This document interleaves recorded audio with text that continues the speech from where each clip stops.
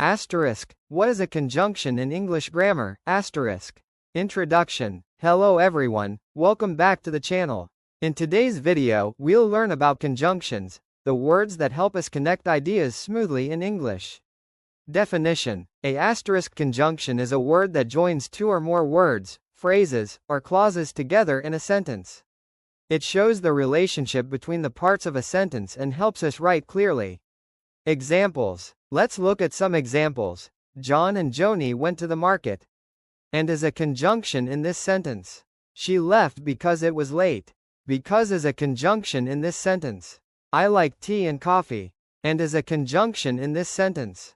Here, the words and because are conjunction.